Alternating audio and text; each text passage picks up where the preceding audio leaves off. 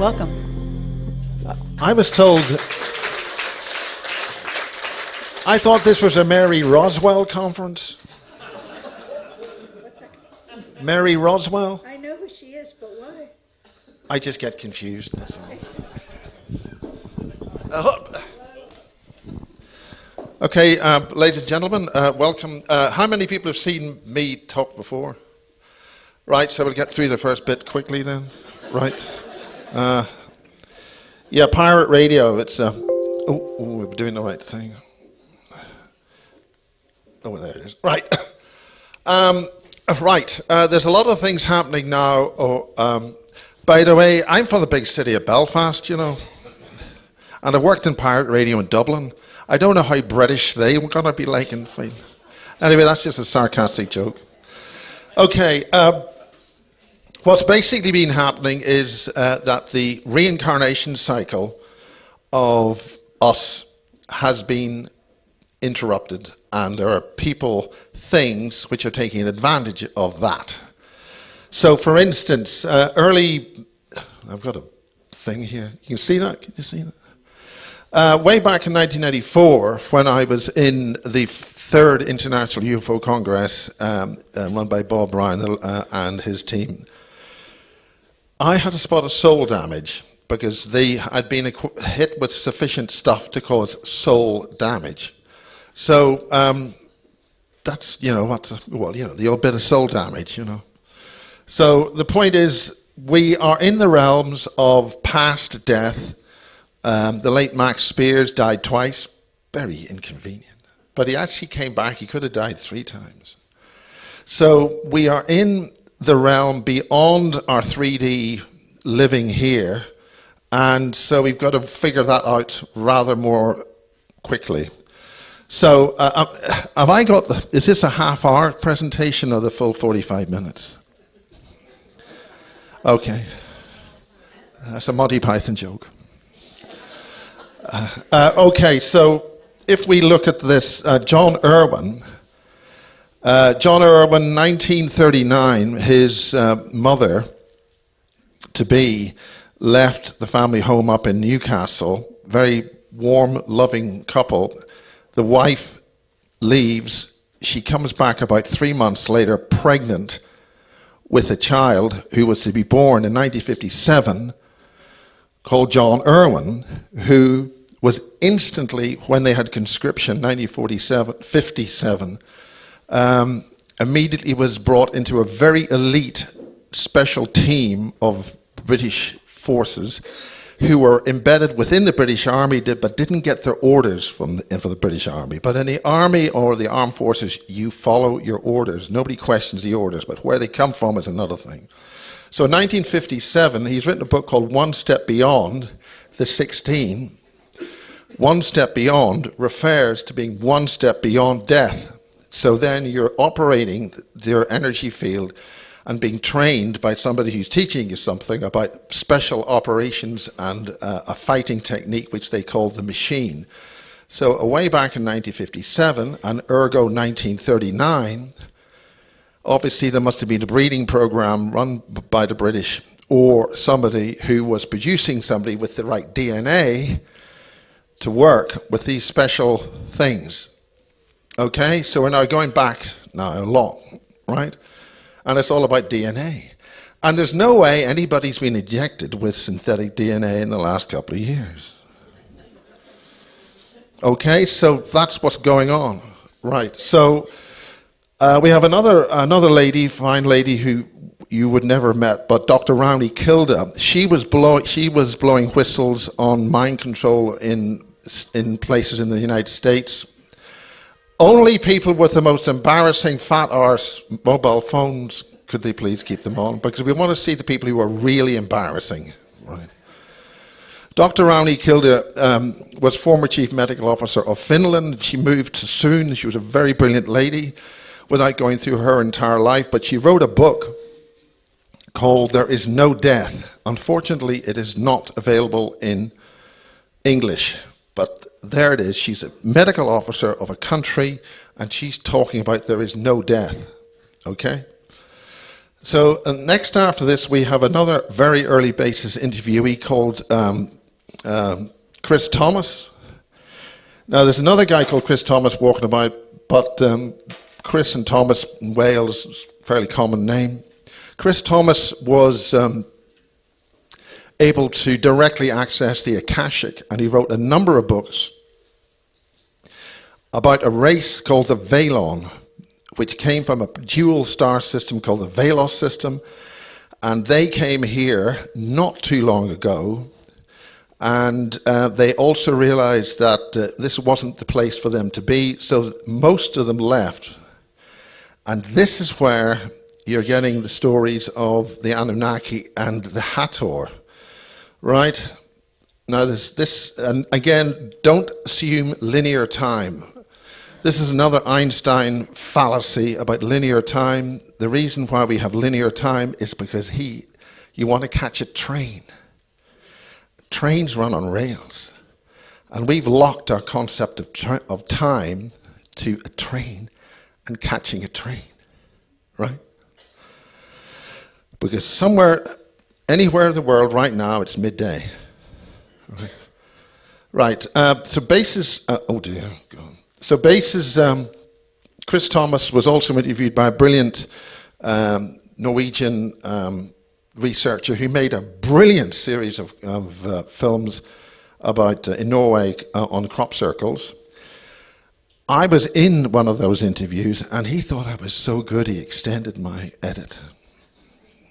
That went out on Norwegian TV, so when I first went to Norway, I was expecting like a reaction like the Beatles, but tragically that didn't happen.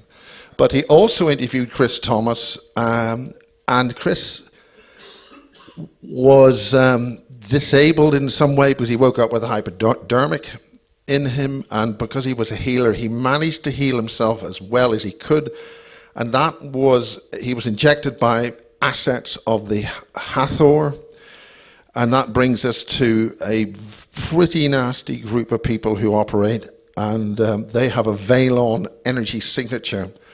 This is where I'll explain now, let him explain now. But okay, then we have another lady, basis 16, called Eva Zemanova.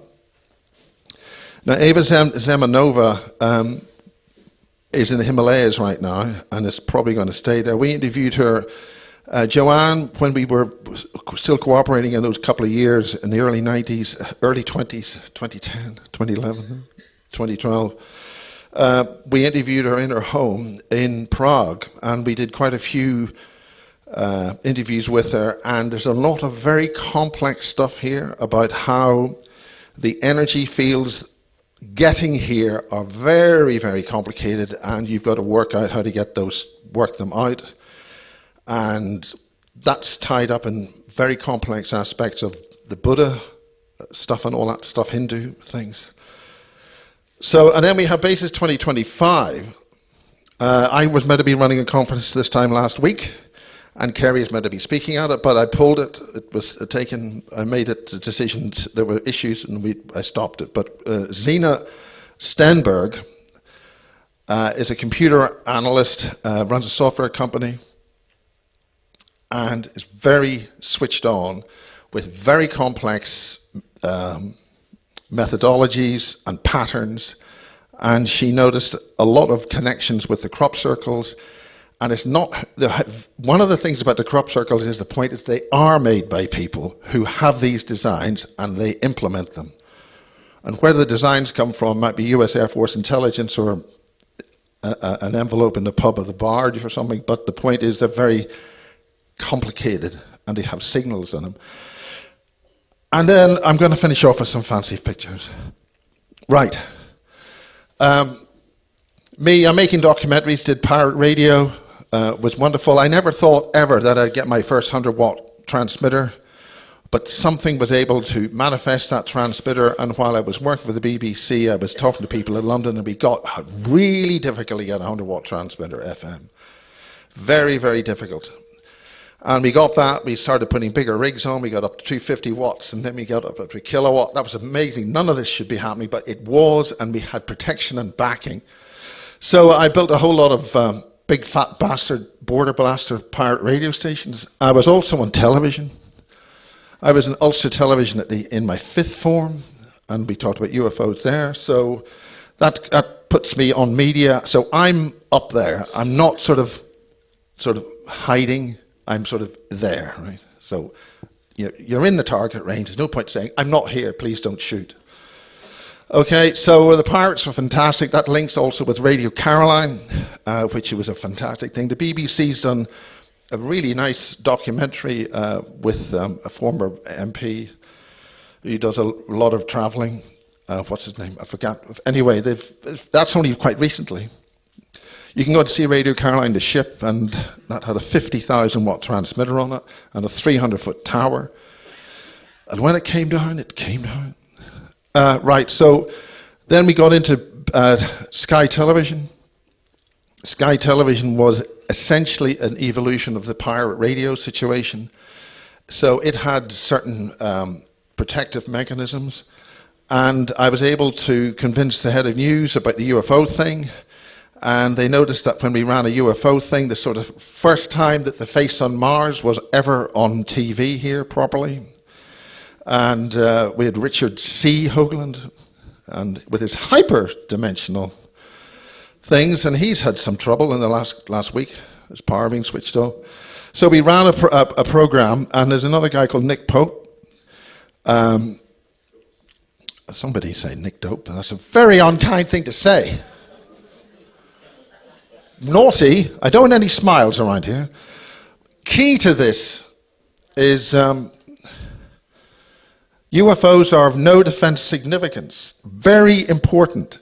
You don't expect them to have any involvement with the aliens or UFOs, but they're very fully involved indeed. And this here, you see that there? That's Miles Johnston. That's on the video from British Sky Broadcasting, as in I've had my name in the credits, so very important. This is me playing Big Boys with Toys, Kiss FM 103.7. We were able to make this happen. 24 antennas stacked up on a massive tower. And again, that guy there, he ran Radio Caroline, and he ran a brilliant station in Dublin called Radio Nova. And this is some fat bastard causing trouble. That's the second antenna we got up there, and that's me causing trouble. As in, you sort of have to prove that you were there, right? So then we are back to John Irwin. John Irwin is not messing about. He was, I think at that age, he was probably in his early 80s, and you probably know this guy. You know this guy? This is a place called Newcastle. And they were talking about doing a film project and stuff like that. So that's when he wanted to get this special information. He said a lot of things to me in the car, and a lot of things he wouldn't say anywhere else. But we're dealing with energy frequencies, oranges of humanity, all that. And you don't mess with John Irwin. At his age, he could still take out a whole team of SAS people because of the way that he reacts, because the way that he was trained, and they found these things. So way back in 1957, the British military are finding ancient data banks with the database to realign interdimensional portals in megaliths to any realm. And this is one of 2 that they recovered, and there was about 6 of these which plugged into a special machine, so that we're spinning around in a globe, we're flying through space at the spiral arm of another spiral arm of another spiral arm, yet we have interdimensional portal technology in the megaliths. So the megalithic structures, and Maria is talking heavy stuff on this now, the position of these structures the people who put them on the Earth's grid must have had interdimensional off-world knowledge to be able to do stuff like that. So we're talking 1959 when that stuff was recovered. So make absolutely no doubt about it. They're fully off-world aware, and they've got all this information. This is 60, 70 years. So, okay, with Chris Thomas, he explodes the myth by Zecharia Sitchin, who is an asset of the Vatican. The Vatican are very nice people, and they don't have any hidden agendas, and they certainly didn't have Vatican assassins. Are you laughing? I know, I do have a book on the Vatican assassins. It's twice as thick as that projector, and sometimes I actually open the pages and read it. So they're very nice, not very nice people. Another lady called Lucy Wyatt has done an awful lot of stuff on the doom cult and how these creatures have infested every realm of government to create doom and death. And this is all part of the agenda of the Fabian agenda, which the key to the soul within the body. Now, the point about Chris Thomas here, one of the things he's talking about is getting the human body to accept the soul completely within it. So we're talking very deep stuff, and we're talking about the soul and the human body, right? So this is a way back. He'd written all these various books, the Anunnaki plan and all sort of stuff like that. This is what he... Oh dear. Is that going to run? Anyway, the Velos is a twin star system which has a wandering planet in it between the twin stars, and that wandering planet was called Nibiru. What Zecharia Sitchin did was he brought that to this solar system, so all that stuff about Nibiru wandering around is bollocks, because he's deliberately confused the situation. We do have a twin star system here. Our second star is a brown dwarf, and I'm sure the James Webb telescope's got rather a lot more to say about that than they're telling us. Right, so we then have basically the Anunnaki, the Velon came here. This is according to Chris Thomas, because the energy fields here matched where they came from, so they felt this was a suitable place for them to basically take over. The narrative from as far as Chris Thomas was concerned, that the vast majority, or in Belfast we would call it the vast majority of people in Velon, said, no, this is not the right thing to do, and they all buggered off, right? And this included a number of what we would call ET races. What he is saying, that there were two races that decided, small group, only about 250,000, stayed here, and this didn't happen too long ago in terms of when it did happen. It looks as if it happened. He's talking about the first three major revolutions, French Revolution, the Irish Revolution, and the American Revolution, happened roundabout because of these people. They stayed in breach of the agreement from their group race leaders, and they've been causing trouble. They then bounce down the timelines and do lots of things. And one group stayed, and that is the Dalai Lama's lot up in the Himalayas. And that was one of the reasons why the Chinese, these are brutal hierarchical races, brutal. Slave, the vast number of, in the Tibet, were mass slaves in the most horrendous lower sub-race infrastructure, and that one of the reasons the Chinese went in was to relieve them of that. And so that's another big love and light con. So this is Chris Thomas talked about this. Now I'm saying that that's why the Tartarian technology, the physical buildings of the Tartarian technology are still here. A lot of them are still physically standing. So when this arrival happened, wasn't really that long ago. We're dealing with into the 1700s. And you've got to work on a 25-year cycle before things take effect. So for people to be born, have an effect, and do something is, you count 375s, 325. So that pushes it back. And this is where we're pinging again on Francis Bacon, John Dee, and that stuff. Okay, so the Tartarian technology has not been suppressed. I only worked this out last night. The structure of an awful lot of buildings and the antennas that are on them indicates that the Tartarian technology has simply been subsumed into the Masonic design strategy, and they're still using it, but they're not letting us use it. We're using this flawed physics. Where we? Right, so getting on with that, and hopefully that will play. It's very good at playing. Oh, there it is. I think most people are becoming aware of the Anunnaki and the Anunnaki story. A lot of people are picking up on Zechariah Sitchin's translations of the cuneiform clay slabs that tell the Anunnaki story, which is essentially that humans were made by the Anunnaki as a slave race. It's gaining more and more prominence. More and more people are becoming aware of Sitchin's translations on the Anunnaki story.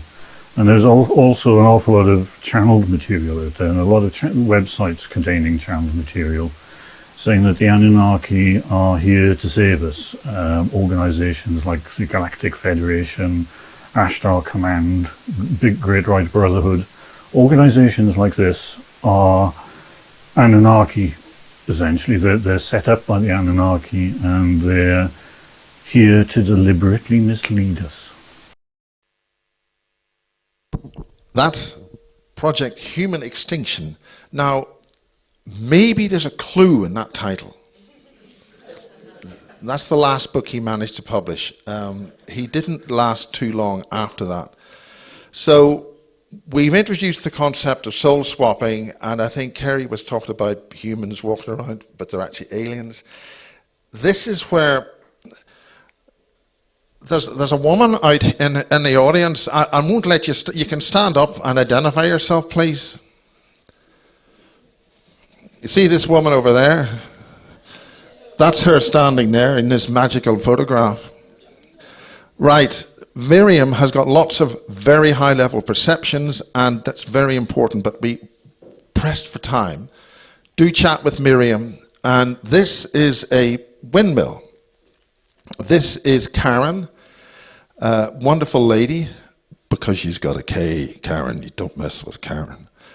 But the point is, this is where James Casbolt made a reference to me about a place called, a place in Wiltshire called Cloud's House, and I thought, look, you know, this is whatever. And this windmill isn't tall enough to be a windmill. Now, it's called a windmill tower, but there's structural aspects of this. There is actually a very old line drawing of that. This has got a problem. Now, the problem is, now the point about Miriam and Karen is that they were detecting a lot of very, very serious dark soul stuff, including a lot, Karen had a lot of trapped souls, human souls.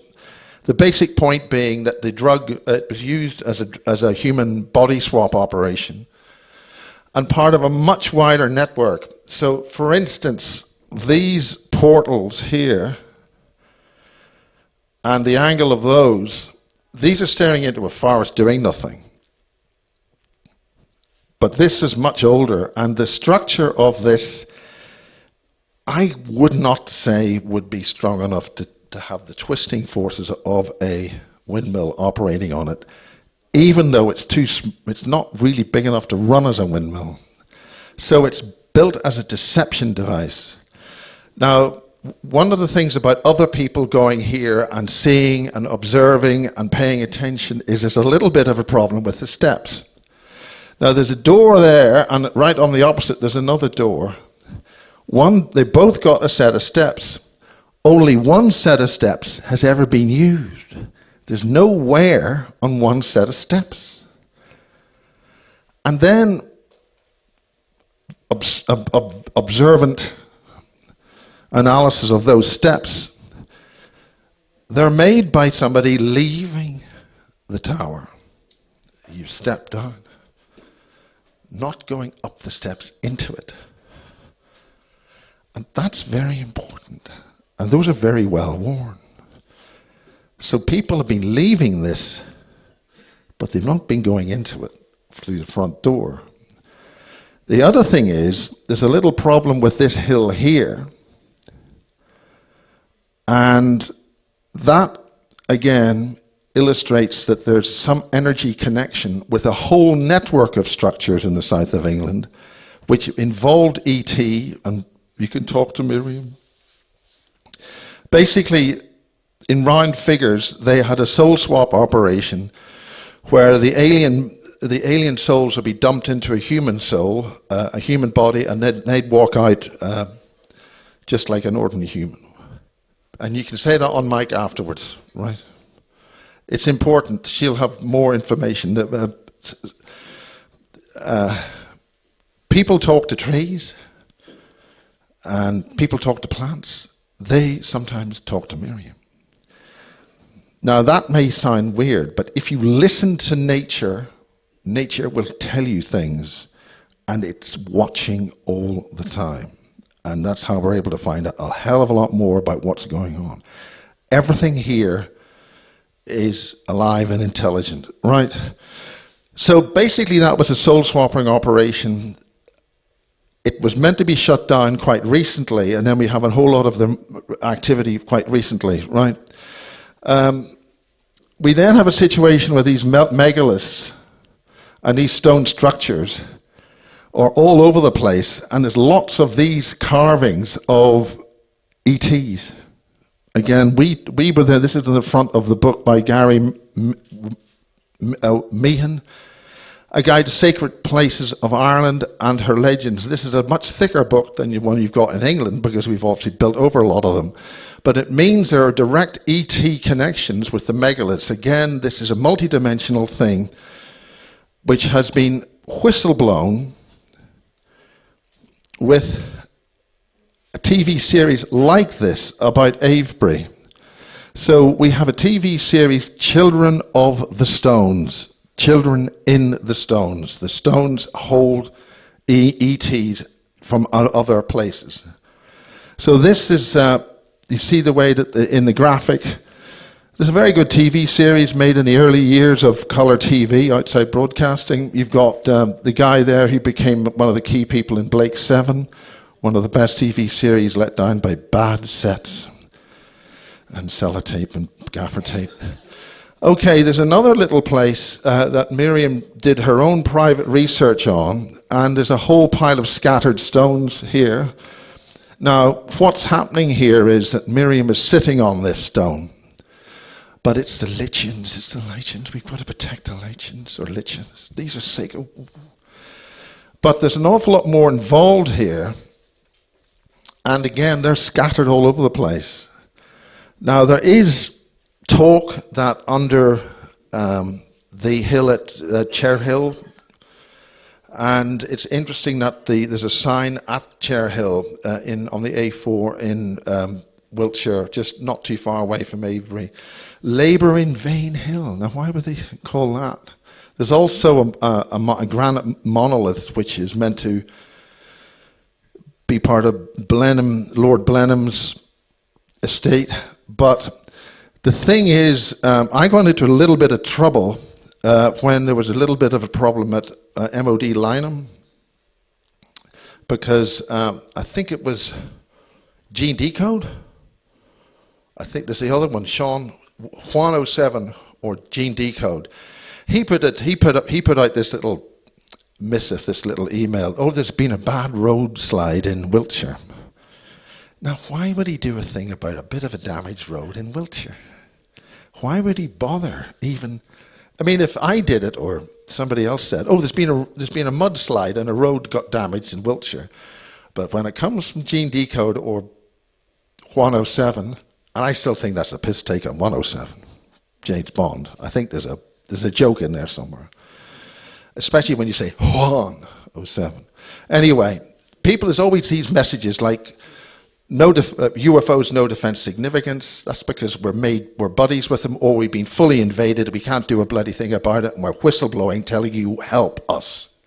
MOD saying that. So the point is that there was a very large explosion underground on the B4069, which is in Wiltshire. And when I finally one day went to actually see where this explosion happened, it is exactly on the fence boundary of MOD Lynham, formerly RAF Lynham. And what was coming back from Afghanistan wasn't all in one bit. There's an awful lot covered up about that, and they were flying into RAF Lynham. So what was really going on in Afghanistan? The thing is that Julie Phelps, who plays her cards quite closely to her chest on things, Julie Phelps is somebody who had to get the hell out of Canada because her husband, she's SSP retired, so to speak, and she had to get out of Canada because her husband was, shall we say, taken out. Now the point about this is that she let me onto a website which allowed me to look at the active radiation readings, and basically, Maria's doing some readings on that for Richard C. Hoagland. So this base, where nothing's happening, I don't think they realized, one of the things about the Ministry of Defence is everybody's so compartmentalized and they're not allowed to look on the internet. Anyway, there's these live radiation detectors. Look it up and you can look at it. Well, there's a place called Royal Wootton Bassett, which is within stone's throw of the Lynham, literally about a mile. It had a Geiger counter, and it was going fecking off the scale. It was up to 100 microsilvers, 120 microsilvers, alarming. It even went into the red region of alarm in this website. Now, there were other Geiger counters in England where they were up near the south of Yorkshire, which didn't have a red light on it, and they were sort of up to 8,000 microsilvers. You drive up past them on the M1. Nothing's happening here. Nothing. It didn't have red, so it's safe. Right, so basically this meant that the Lynham base was emitting a shitload of radiation. And that was being picked up about half a mile to a mile away by a Geiger counter, and you could see it on the friggin' internet, right? So I, being a very public-spirited person, decided to take screenshots of that and print them out and hand them in to the local council in Devizes. Oh. Ooh, that's a Tim Refat. Ooh. Do anybody know who Tim Refat is? Oh, you want to look what he does on the internet, I tell you. Good fun. Don't mention Taylor Swift. I told you not to mention Taylor Swift.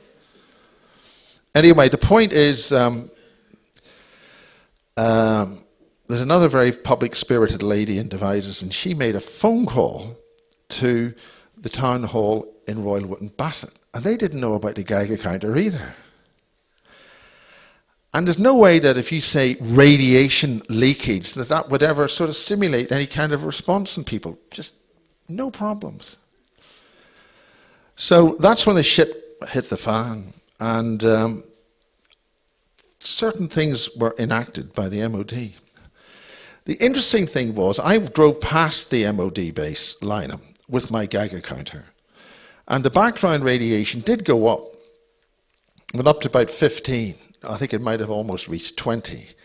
But driving exactly outside the front gate of the base, it went down to 0. Now, no result is often a bigger result than some result. So how are they able to screen radiation in a military base in Wiltshire? Perfectly safe in the base here. We're all okay. And a lot of the people there could put on a better Belfast accent than I can put on, which I resemble a lot. That's another bad joke. So the point is, at 4 o'clock, that radiation reading was at 120 on the Monday. This is a Monday. We looked at it again at 4:30, and suddenly that radiation reading had dropped to 50%, was down to about 60. Ooh. Does that sound as if somebody's been told to friggin' fix this thing? You get that fixed before you go home tonight. Yes, sir. By 5 o'clock, no radiation, everything's fine, it's all done. You can go to the pub, which a couple of people did, and they went to the Wetherspoons pub in Devizes. Now, there's a really serious problem with some of the pubs in Devizes. The Wetherspoons does a thing called, the other pubs are closed because they've been open anyway. But I won't go into this too long. So the point was that there were a number of individuals with short back and sides in that pub, and I decided to go there because that's where you get a Guinness on a Monday night, because if you go there on a Monday night, they're cleaning the pipes, and maybe you get a couple of extra pints without having to pay for them because, they're short measured, oh God. And they were very, very decent, civilized individuals who bought me a pint of Guinness, total strangers. After that, the shit hit the fan. So messages had been received, messages were delivered, and we'll just move along from there. Right, so Miriam, this is the context of an interdimensional gate powered by a Draco power system which the British got from Antarctica. There are pictures in Antarctica where they've got something which is on Google Earth, where there's a long track of something that's come in, and it's in the ice. Apparently, the story goes, the Brits got what was in that, was a Draco craft, they got the power supply of it, brought that to Lynham, and used that to power a gate. Okay? That gate went wrong, they had a problem, it blew up, and that produced radiation and problems, but it also produces echoes and shattering through space-time, because we're not in 3D, we're in a multi-resonant structure of energies, and that happened. So, God almighty, it's taken this long. So you'll have to ask Miriam exactly what she's picking up here, but I think you're talking about a number of beings who were trapped in the stones after some kind of rupture happened when they crashed, and those stones are spread all across quite a wide area there, which means with the TV series Children in the Stones, maybe they have got beings in them, and that's why don't touch them. Okay, Miriam got these pictures. Again, these are a series of beings in a graveyard, and this is Miriam's research. She's done a number of blogs and things on this, and you can see like two beings hugging each other. Do you see that? Okay, you can just see something there, and you can just see the fingers there. Well, that's displayed in another place. Oslo. Has anybody seen this massive park in Oslo? There they are, hugging another being. There is one reptilian thing, and that woman is not appreciating the attention she's getting in that statue. So we have secrets in plain sight. See that? That's the man. Again, that is am I sort of over-egging the pudding here? There are hundreds of these statues, lots of them of struggling people, and this is in the center of Oslo. Right. Where are we? This picture is a little bit out of date. There's a brilliant woman called Caroline Coram, and she has been putting an awful lot of data, formally putting it on YouTube, and getting very hard data about underground bases and a lot of heat and a lot of destruction, a lot of activity. These signatures are actually picked up on Google. You could compare these little yellow marks. There's several in Ireland, and these are all across Europe, down there. So this is hard data of surface heat signatures. She's also been doing a lot of really hard work on releases of carbon monoxide. Carbon monoxide clouds, that is crustal distortion problems, things gassing out. You should not have carbon monoxide venting out and being picked up on the Geiger counter outside in the back garden. That's not good. So what's happened is Caroline has basically, very brave woman, she's basically shut down this site and she's now on Substack. Is anybody aware of Substack? You know, that's where a lot of the stuff is. It's a place to go. And again, the point about these signatures is that, and there's some very good people in Ireland being over there of the extreme west. Some very good people been picking up on what's actually happening on the surface, and then you find that there's a lot of military and there's a lot of activity on the surface where those things are happening. The basic premise is that a lot of underground stuff's been taken out. There's a lot of heat being generated. And so this could be, speculating, this could be the war underneath with tunnels and whatever's going on. Could be. She's done a lot of work, and we have to support her channel on that. She's another very brave new recruit in this war. Again, a lot of activity. This was, again, what date was this? This is over Germany. Now, there are flight patterns where planes just do a continuous scan, and people think there's something that's them doing, like ground penetrating radar for minerals and stuff like that, but that doesn't mean they're not doing something else. So there's an awful lot of activity that you can pick up in the public domain, which sort of shows where a lot of this is going on. Now, that was December 2021. Booms or explosions, sounds, muffled explosions, underground, with or without gunfire, fireworks, etc., blah, blah, blah. So, again, this is gassing over Germany. There's lots of action of arsine gas being sprayed over us. Arsine gas. Next thing is arsenic. So there's an awful lot of data on the public domain, and we're moving on. Where have we got? I better get going here. Right. So that's. I think I've done that. Right. This is the late Anna. Only passed away 18 months ago. This is Monica.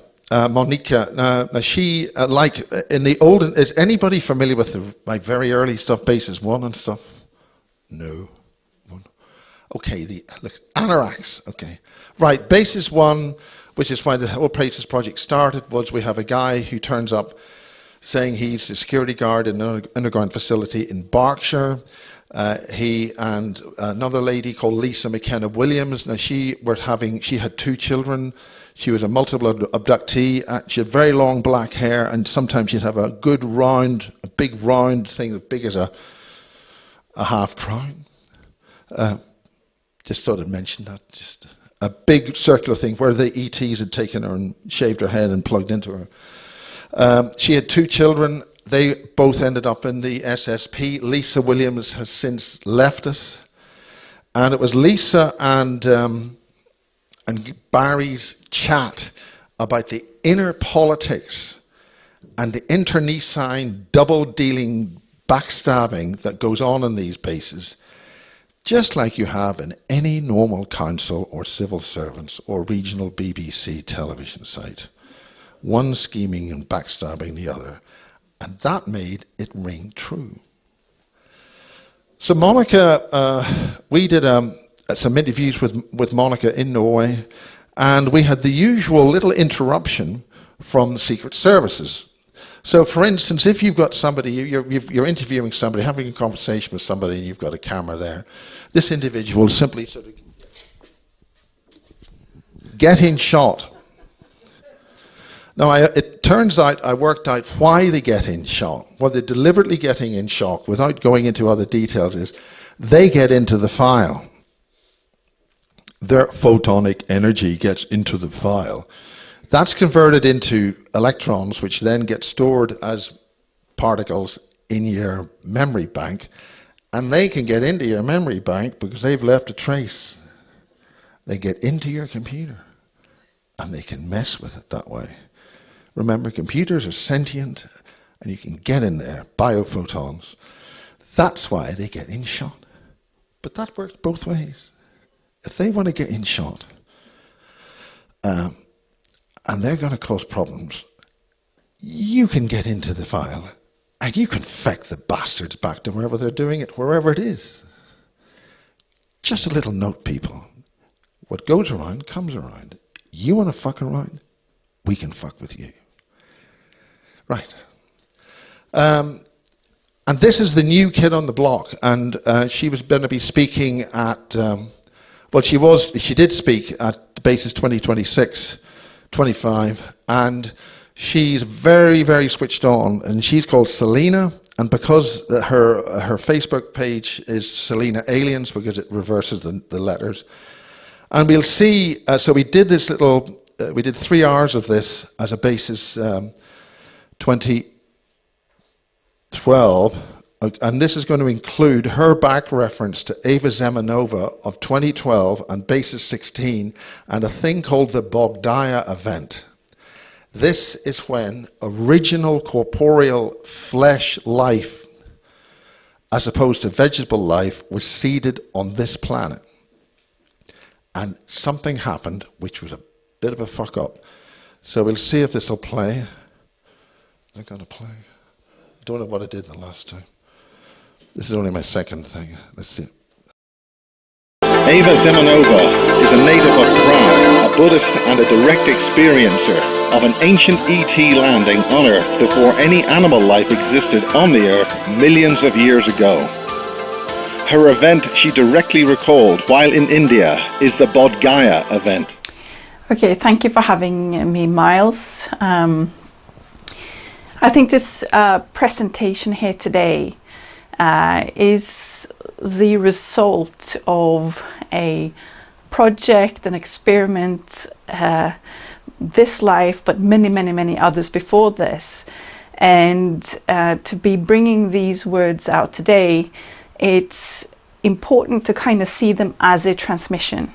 And a transmission is also a transmission of energy, a transmission of words, and transmissions of realizations that perhaps will enable everybody watching this today to potentially activate in their own truth. So what's important today is that take what resonates, and if none of it resonates, then enjoy this presentation as an act of science fiction, if that's what makes you comfortable. However, for me, this is very, very real. This is the totality of an activation that extends both to the future and to the past, but more so in the present moment. So my name is Selena. My human vessel was brought up in Norway. So my accent is a little bit different. If I speak a little bit wrongly, if I say wrong things or not using the correct English, that is the reason why. Well, after that, you'll have to lead that. You'll have to see that on basistv.com, and it's only a subscription of £500,000. Anybody who here who says that they've seen that, they want to give me donations, I'll take dollars, anything. But if you don't want to continue, you get that. You've got a month's grace on that. But that's the only place it's going to be for now. It's very heavy in mathematics, crop circles, the designs, the interrelationship between multiple frequencies and higher order frequencies. The basic problem with that landing was that the beings that came were very, very high beings in terms of frequency. And when they opened the door, they had a little bit of decompression sickness, resulting in mass soul fracturing over space, I don't like using that term. And the purpose of us is as a bridge race to collect those souls, reorganize them, and put the thing back together again. Okay? Ava. Oh, we've done that. Right, now, these are some of the crystals. We've heard of ETs in crystals. Have we heard of ETs in crystals? Yes or no? No hand? Yes? Was that a no? Yes, no, or no, yes? We have unknown knowns here. And that makes sense, I think. Right, well, these are images that were sent by Selena. And I think you can see that. And these are just images which show things. I'm not saying anything else. She sent these, and these are, again, that's the wider aspect of the same thing with those other crystals. And a lot of people are aware of the living intelligence within crystals. Again, can you see that? There's a being in there. Or is it? It's just an optical illusion. So, and then this is, you see that?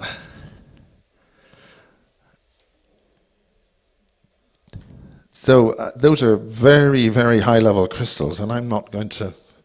There's an awful lot of this. Now, she explains in very great detail why those sort of structures are there and why those colors are there. Now, this is in a crystal. But then she did her own artwork. And if Andrea Folks was here, she could see that this is... Yeah, if Andrea was here, she'd see this as light language. Light language. I don't see that. I'm not there. But you can see that within... There are signatures of crop circles here. And again, the crop circles are there. Whoever put them there are trained to do so that the image and the data is displayed so they can be looked at and perceived. So this is her connection with what she's been able to dissolve and resolve within her own perceptions. Again, these sort of squiggles are recognized by some people as light language. So I'm simply showing this for the purposes of something's there. Now, one of the most important things here that we're dealing with here, we're dealing with... am I okay?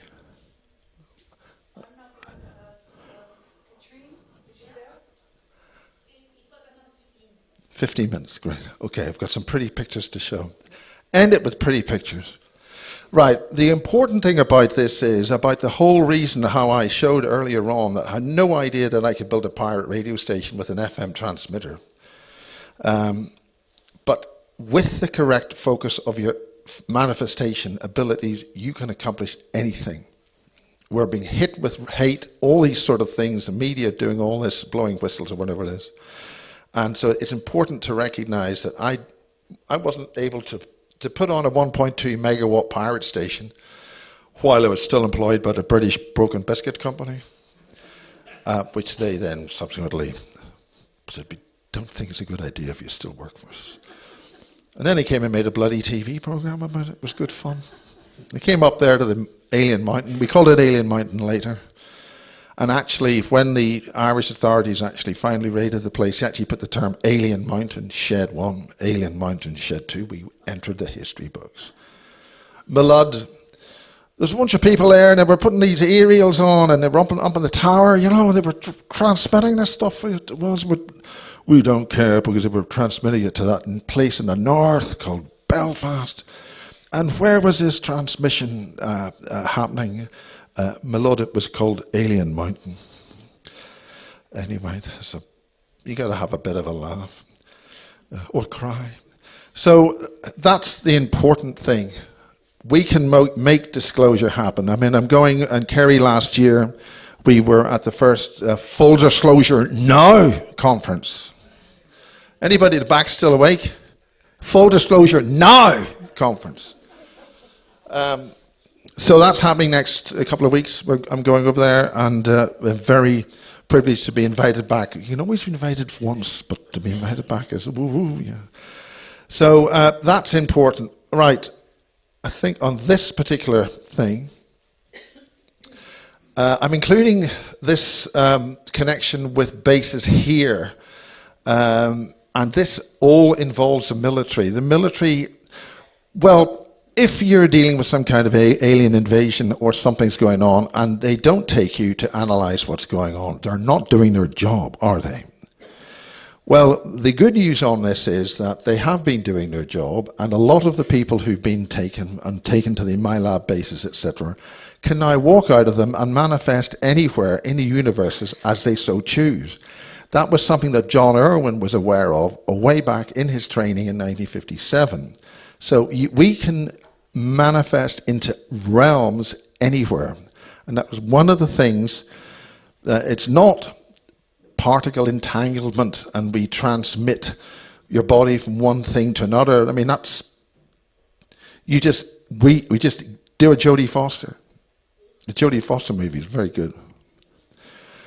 Okay, defined elements of the population of use for the secret space program. That is why they wanted to see if people saw certain things in the crop circles. They also want to know if you've got certain recognition, pattern recognition, you've got certain higher senses. And, well, I can see that, but the other guy doesn't. So, well, could you just step this way, please? Or they just say, right, we'll take you.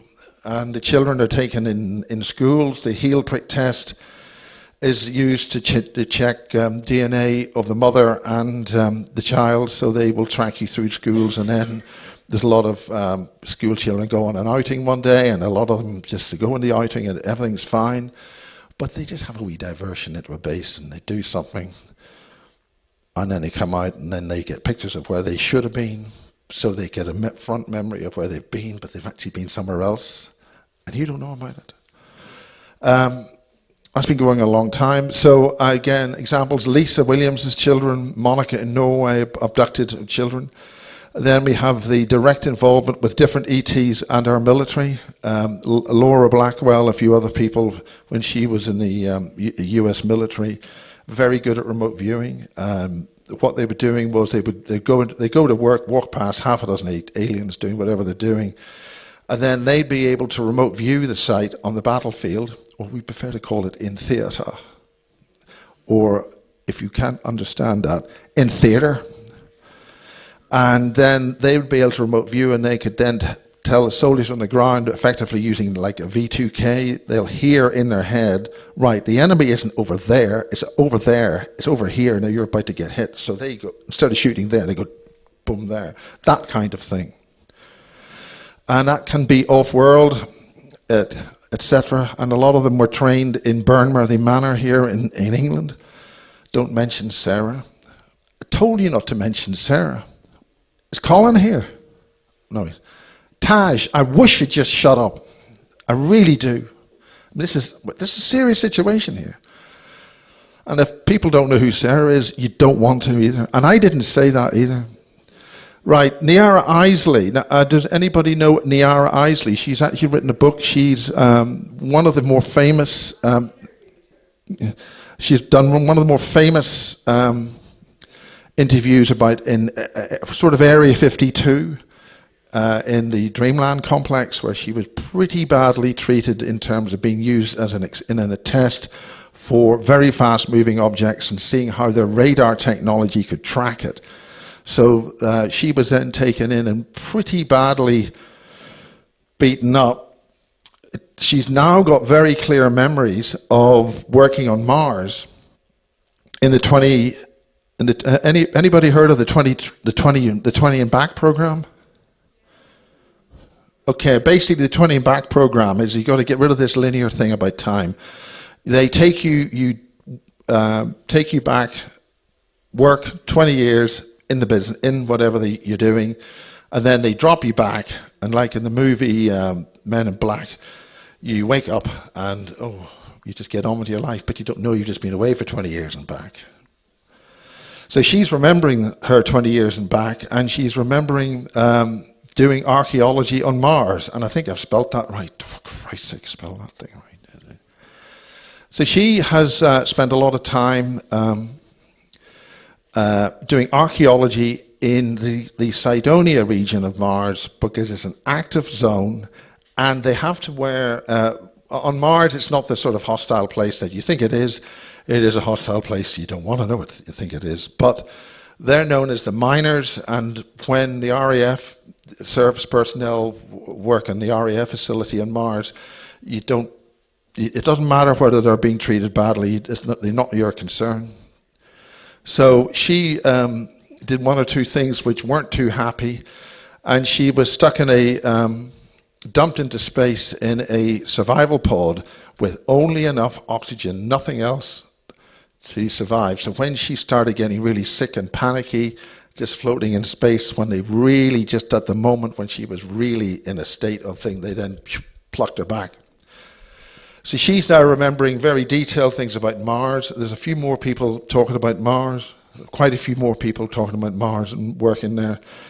And it's interesting the way that Elon Musk, a couple of weeks ago, said we've got to get, I think, 20 starships every 2 hours launching, and get a hell of a lot of stuff, a hell of a lot. The advanced version of the Starship will be taller, heavier, got Raptor 4 version engines, which he had said had ET involvement in making. So Elon Musk telling the local people, and if you want to see this happening, he says, we're building them here. They're going to be producing 6 of these things. They've got to produce a lot of hardware now to get stuff off world, because something's coming, which would mean that the ability for supplies to come from here to establish the facility on Mars and keep it independent, right down to the last vitamin C pill or orange juice. They've got to be totally independent. So this is now public disclosure.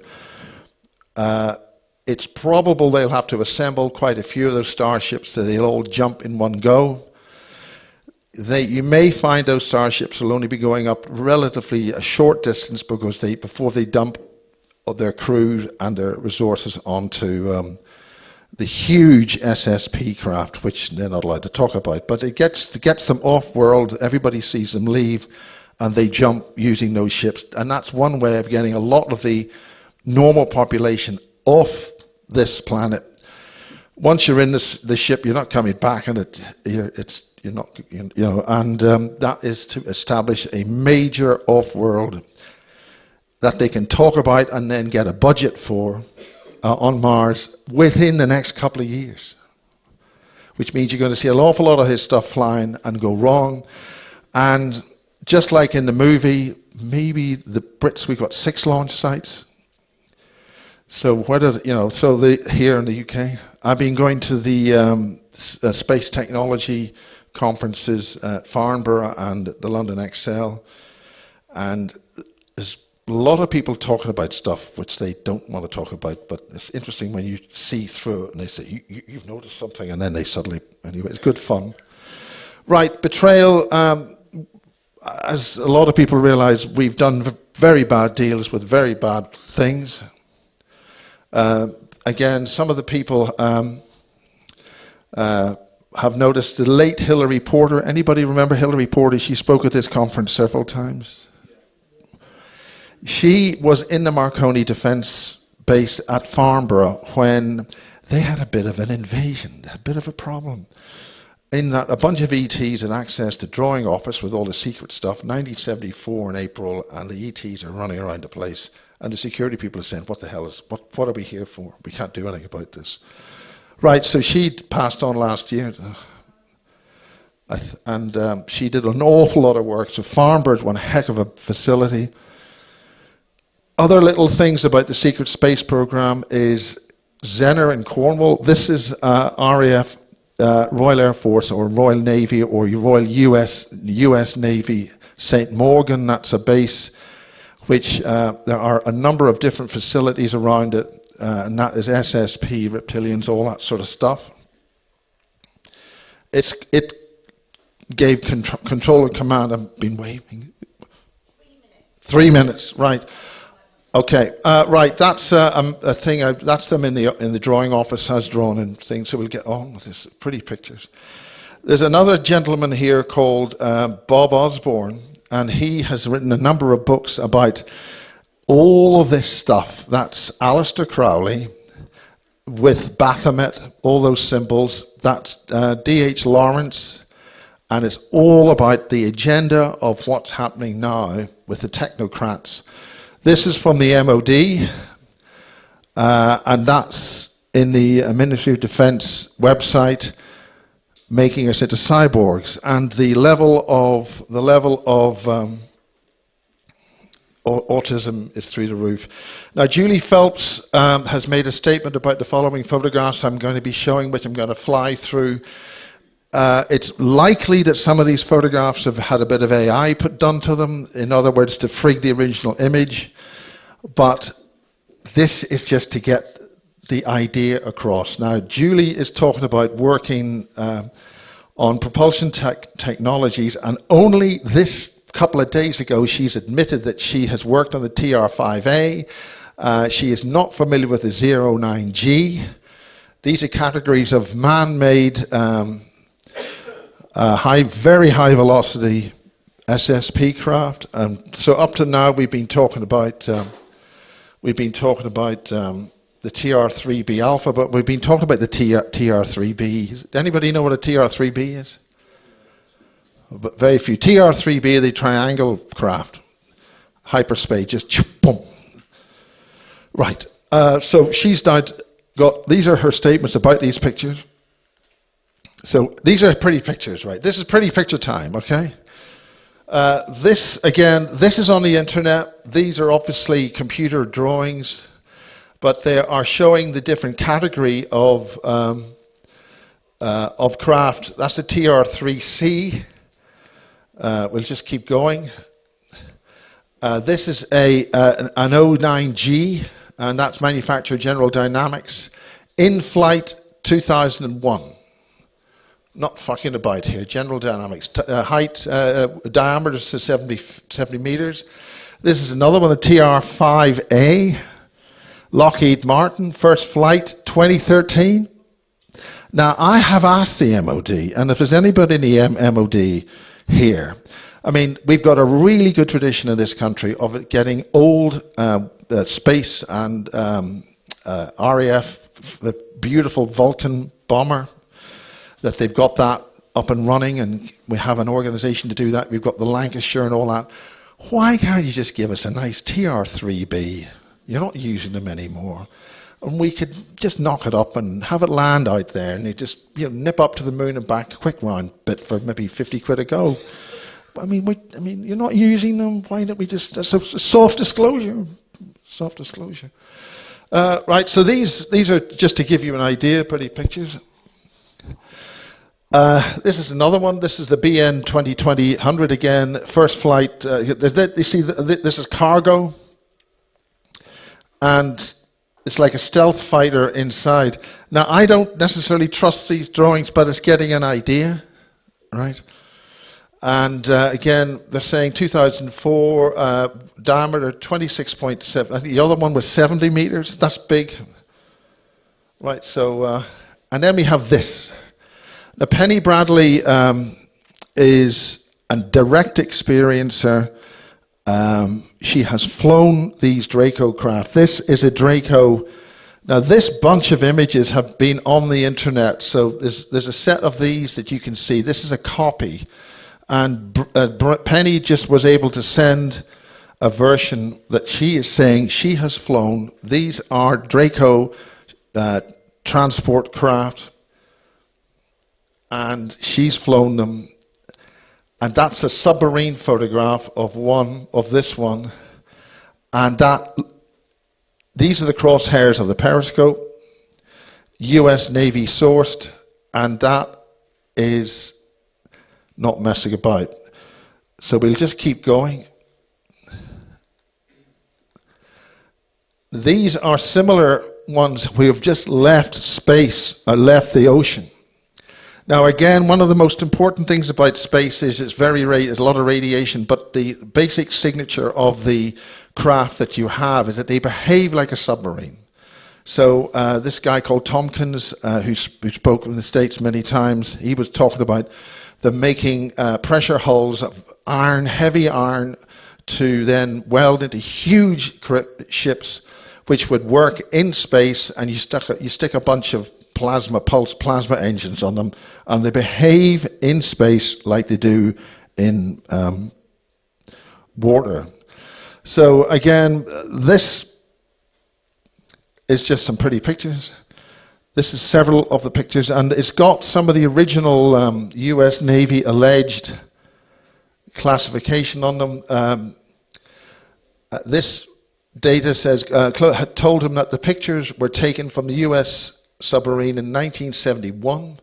An inscription on one of the pictures reads, "Official photograph not to be released, CT." Another reads, "Unauthorized disclosure subject to security certificate SIC SSN 674, criminal sanction." So, pretty pictures. Again, that is a version of the one that I just showed you. A set of Arctic UFO images from 1971 have set conspiracy forms ablaze. The images are believed to have been taken from the USS Trepang submarine as it traveled between Iceland and Norway's Jan Mayen Island. This one here, which is more of a triangular one, a set of Arctic UFO, again from 1971, conspiracy ablaze of images believed US, the same basic phrase there. Again, SSN 674, not to be released. So that's the sea, and that's it, and it's got a lot of stuff underneath it. And that's quite a big one. Alex Mistral, again, this is what from these photographs, whether the veracity is real or not, but it's just for your information.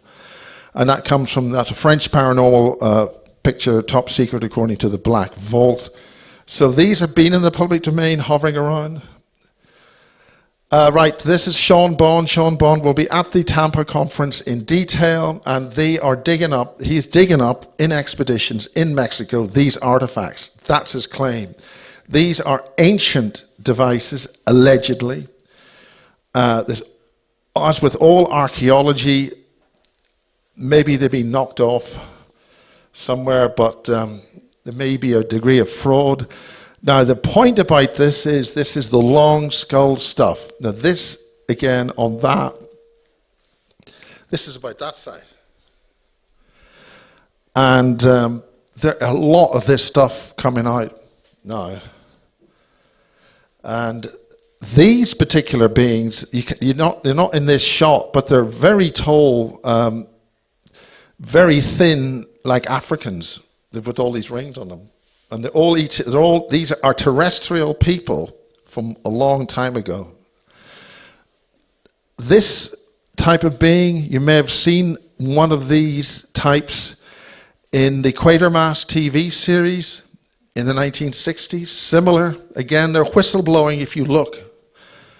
And then this has got a saucer of some kind in a thing like an Egyptian ant, or what do you call it? And that's the DNA mix there, and you've got one type of being. These beings, very, very long skull, huge long skull there with wings. Very similar to the alien. Again, you can just see these very long skulls on this triangle, on this,